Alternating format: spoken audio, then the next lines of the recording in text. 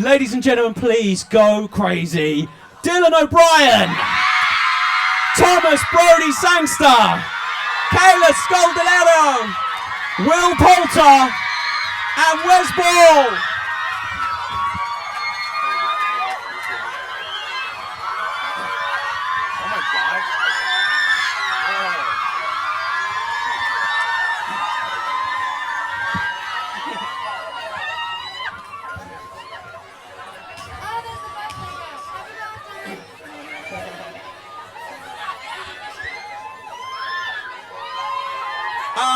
Here's the thing. You guys getting used to this?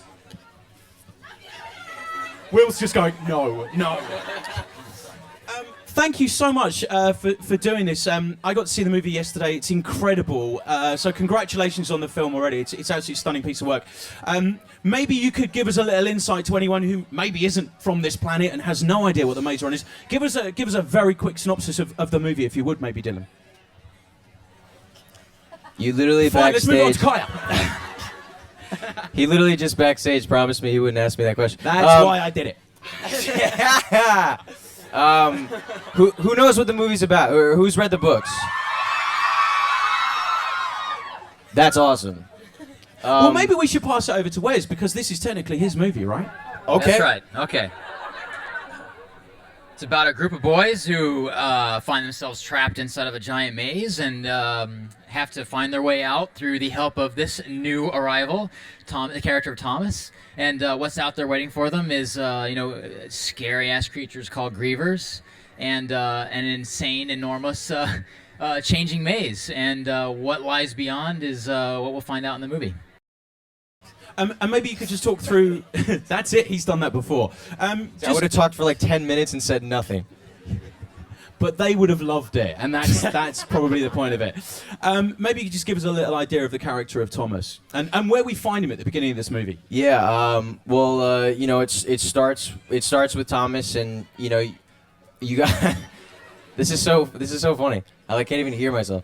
The movie opens up with the arrival of a new greenie, and that's Thomas, and you sort of experience that through his eyes, and then you're introduced to this world where these two guys have already been living for quite a long time, and basically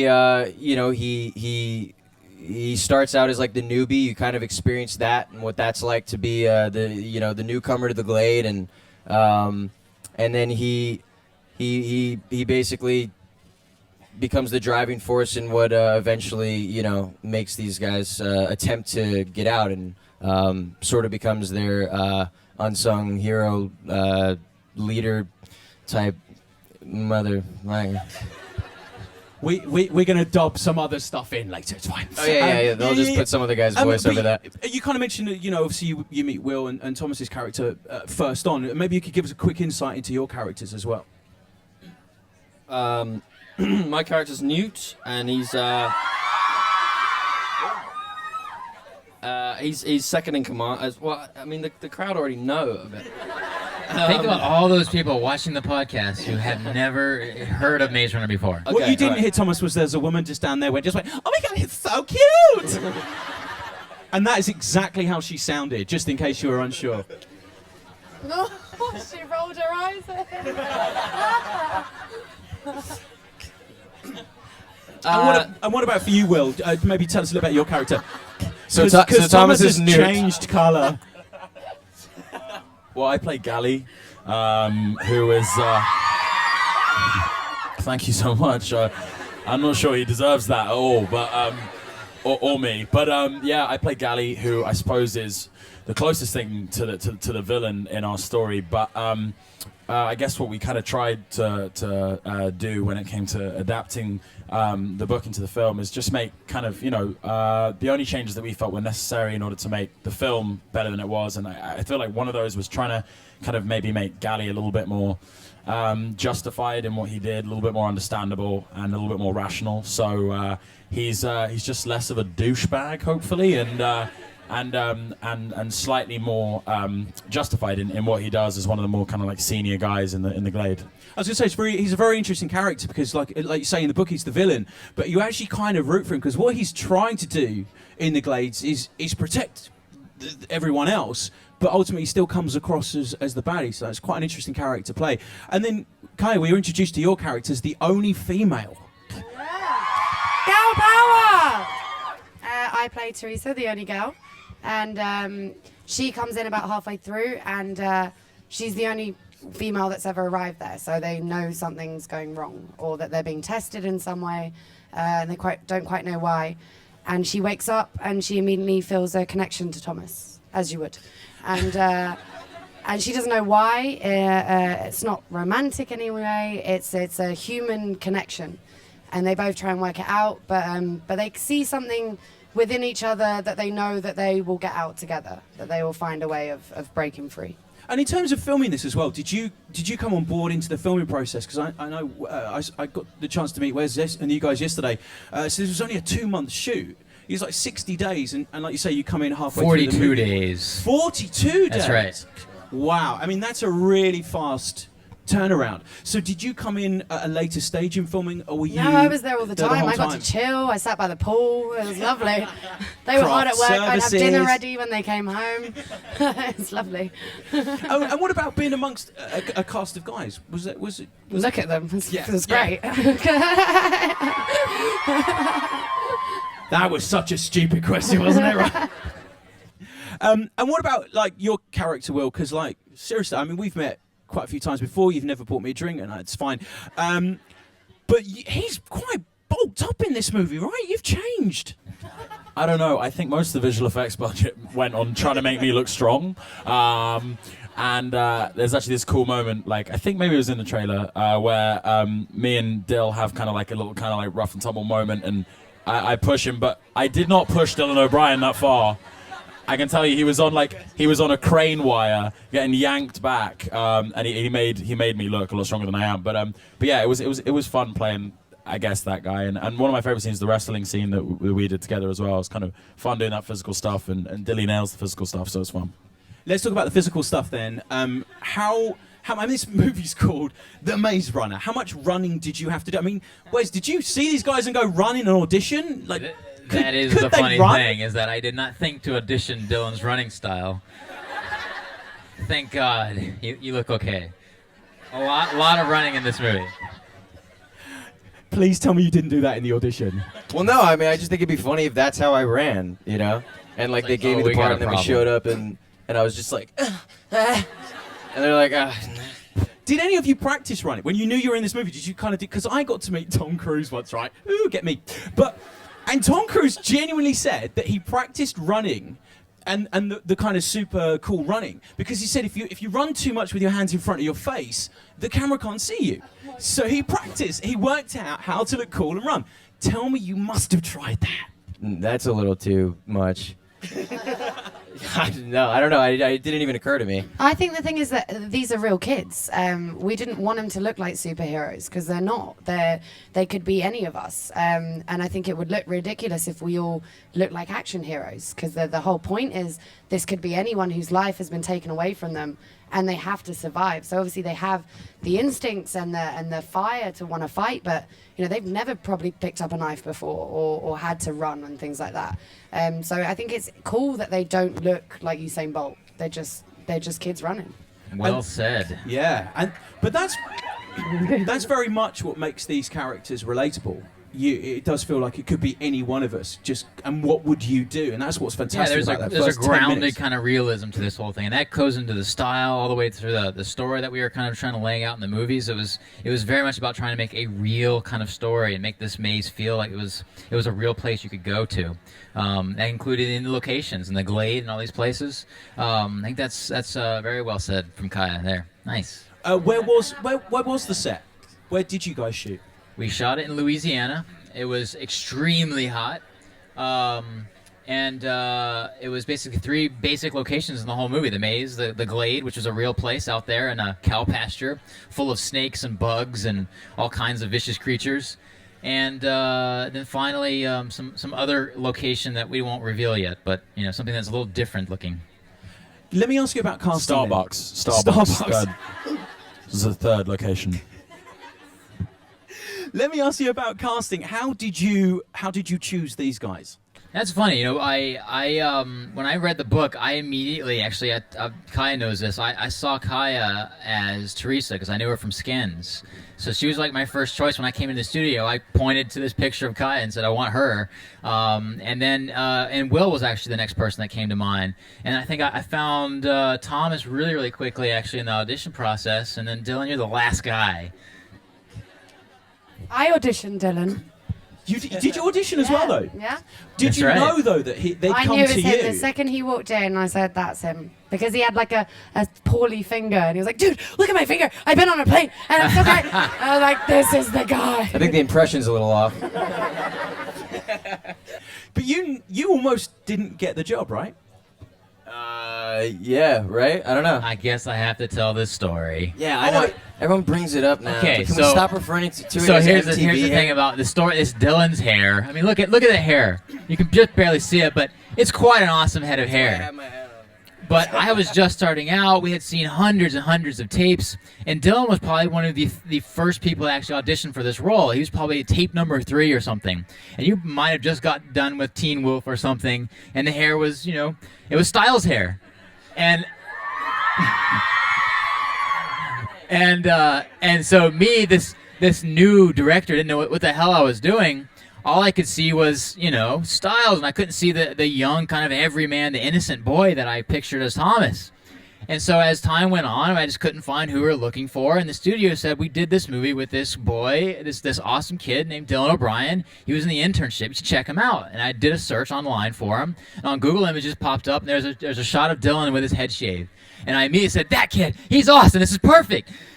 And then this told me something, by the way. As soon as I realized that, I remembered his audition. And that told me something. Out of the hundreds of tapes, I remembered his audition, the very first one I saw. And so I went back, this time wiser. I realized I could do something with his hair. And we brought him in, and he became our Thomas. Thankfully. How do you feel that with the coolest haircut I've probably ever seen? Like, yeah. And you nearly didn't get a job because of your hair. That's mad, right? Look at him. Yeah, I'd never think about that. Let me ask this question to the cast, because this is a first-time director in terms of...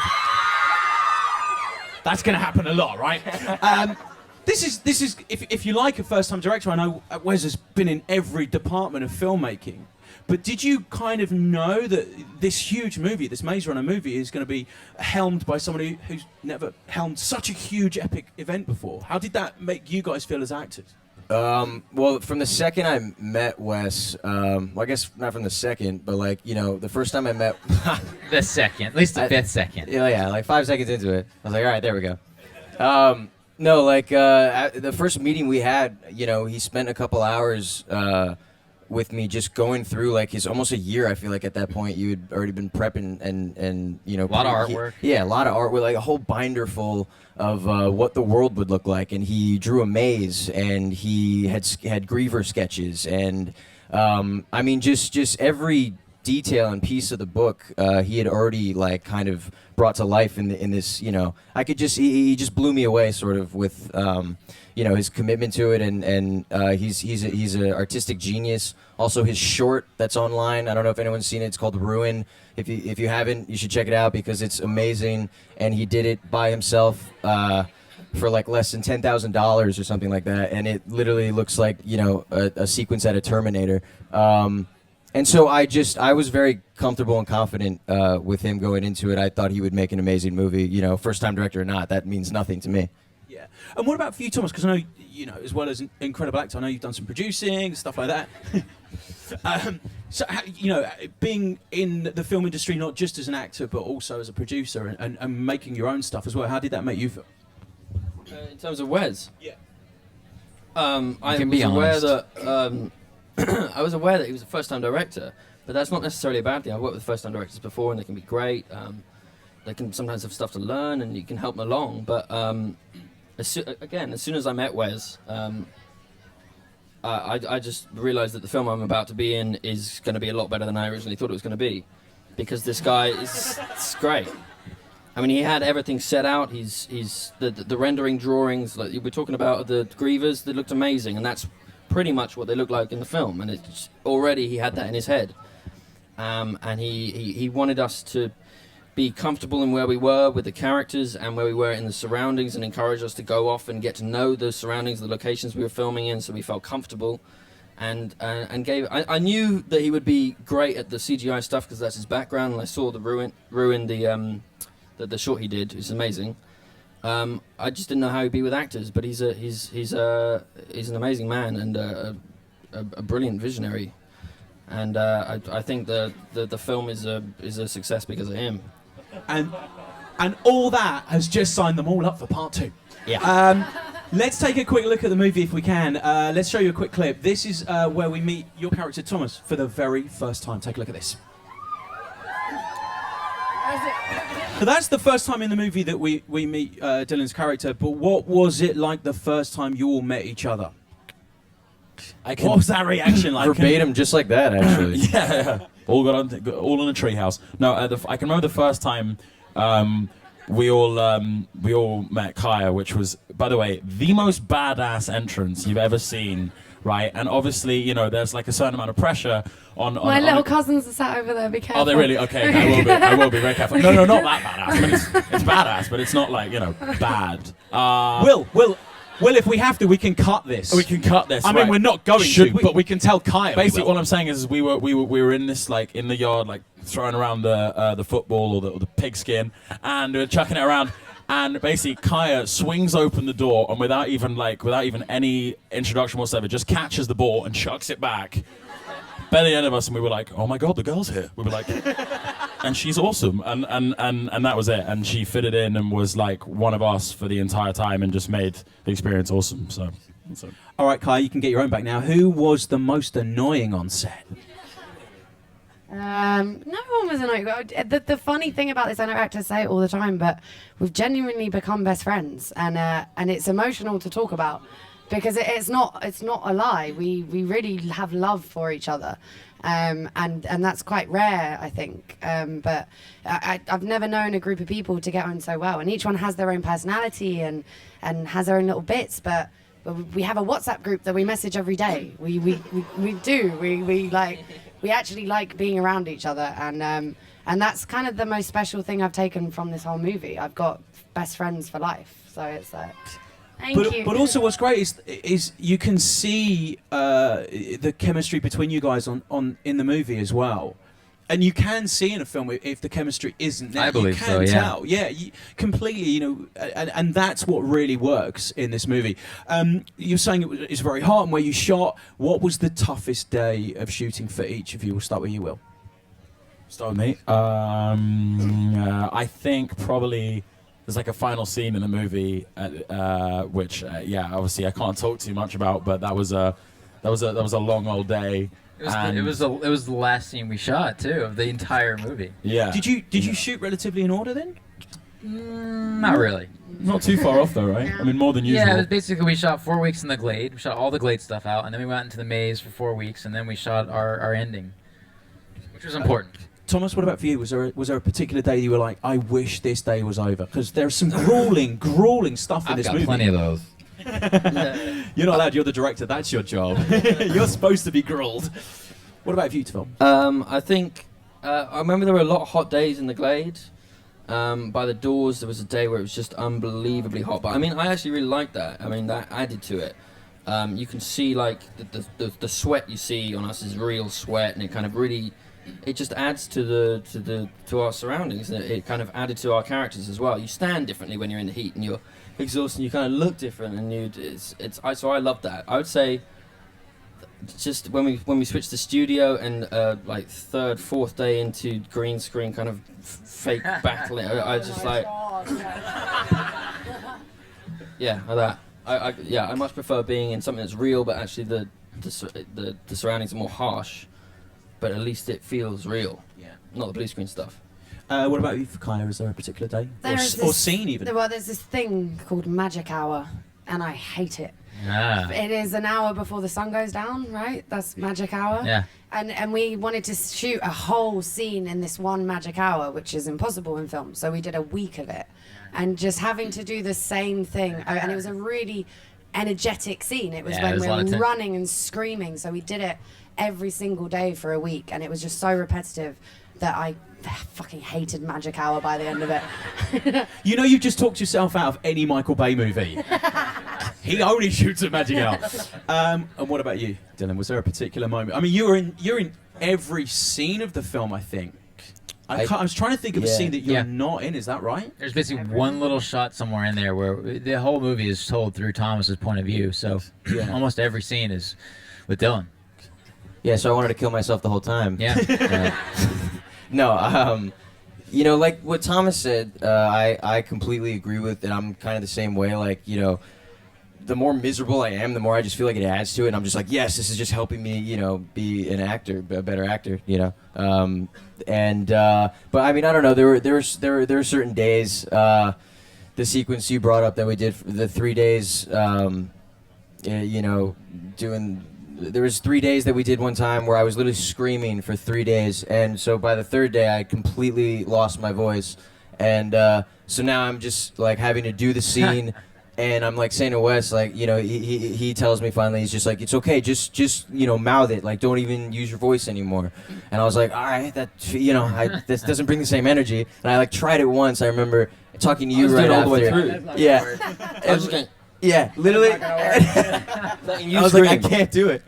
And so I literally just then had to just be like,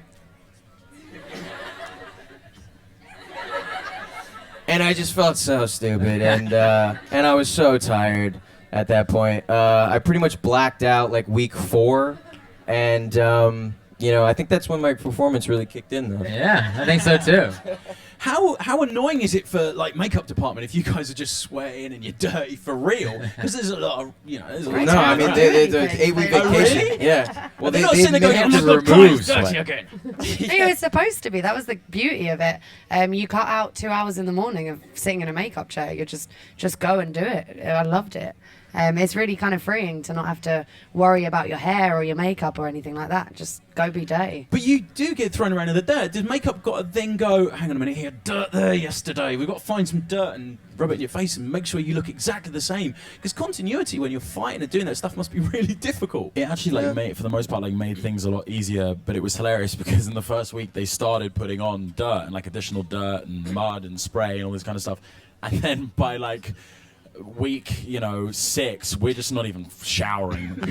we're just coming in dirt, and they're like, "You're good, carry on." Like just because you just head to toe and stuff, and it kind of made the whole thing quicker. You got really tanned as well. Like you Yeah, I changed changed like 3 colours shades of through the color. way. And they started my makeup every day became the cuts. My arms were like completely cut up after the first week. And they ended up throughout the rest of the shoot. They ended up literally like having to just match those. That eventually like the cuts healed and went away, and they would just still draw them on my arms.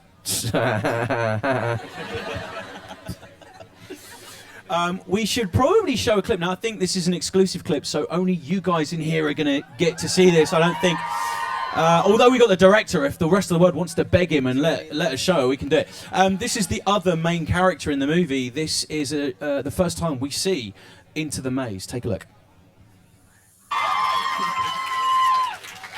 Before we give you guys the chance to ask these guys some questions, just a very quick question to Wes about the effects, because we just saw the maze there. It is a character in itself, if you like.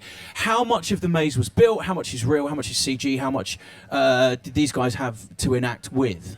I would say 30% of it's real. You know, the doors we built for real. They were big, giant, 20-foot tall doors. But anytime you see a gigantic shot where we had to actually extend them in VFX, we built a lot of the maze interior. Our first night in the maze with the Griever. That'll be a fun scene for you guys. That was a good part of it was set. You know, a lot of that was extension of VFX. And there's a whole big, giant sequence outside of the maze that's almost 100% VFX. So... It's great. I was literally showing off to people yesterday going, like, you know what, there's hardly any visual effects in this film. It's so built for real. Like, clearly, it's not George Lucas. And then you told me that I just got that wrong. That's right. But testament to how visual effects, Yeah. how incredibly real it looked. That's right. We are going to open it up to these guys just very quickly. Can you call part 2 Glade Runner just for me? I'll try. Thank you. I want credit. No. And then the third one, Glade Trinity. Ooh. What's your question? Hello, nice to meet you all. I was just wondering, in Comic Con, you brought up the special effects and how you use like the feet and the legs and to try and act to what's not there. Obviously, there's the doors of the maze and the grievers are all special effects. And as a computer animating student, I was just wondering any challenges or problems that you may have had while you were trying to film these particular scenes, as now we know most of it was visual effects as well. Well, first of all, most of it I wouldn't say is visual effects. Like, there's that huge sequence in the maze that's crazy, but the doors, like you just said, that's real. That was there, you know. And that's every time you see the doors closing. Like, maybe if you pan up, right, It's always a kind of a mix, basically. Yeah. But shockingly, we always did have like an environment to interact with. So even when we did, we were doing like very VFX heavy sequences.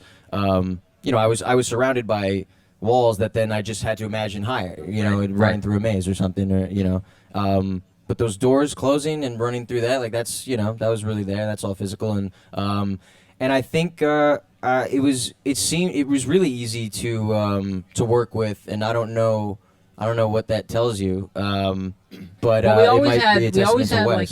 like guys in blue suits that they were at least reacting to, so they weren't doing this to nothing. They always had someone they had, and we gave them these silly pool noodles that were swinging around, so their all eyes at least are on something, So that's the trick, is really the eye line, right? When you're doing these animated things. And then it was up to Method and our really awesome team, the VFX team, to kind of make that stuff feel real, Let's get another question, because we only have time for a few more. Let's that lady right there. Hi, I was wondering, what was the funniest moment for you guys on set? I don't know if you heard, but I Dylan will just went say, up. I will say I have like 20 minutes of gag reels of all the fun, the laughs that we had on set. Oh, no way. It's fantastic. You'll see it on the DVD. I guess very quickly we should really wonder what you were kind of smirking and going about. Nothing specific, just Okay. our entire relationship. Yeah. We laughed a lot on set, which was fun. It's a very serious movie, but there was a lot of fun had in between takes. It was like they said, they were really good friends, so it was fun. I was kind of cracking up. Me and Thomas one time leaned in to kiss each other and like That's on the DVD. totally like played chicken, and you got me. Like I eventually couldn't do it. It was so funny. That's got pre-orders of the DVD even higher, isn't it?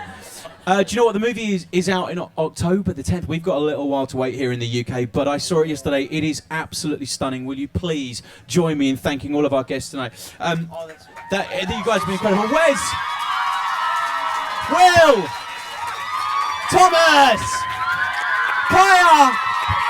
And Dylan!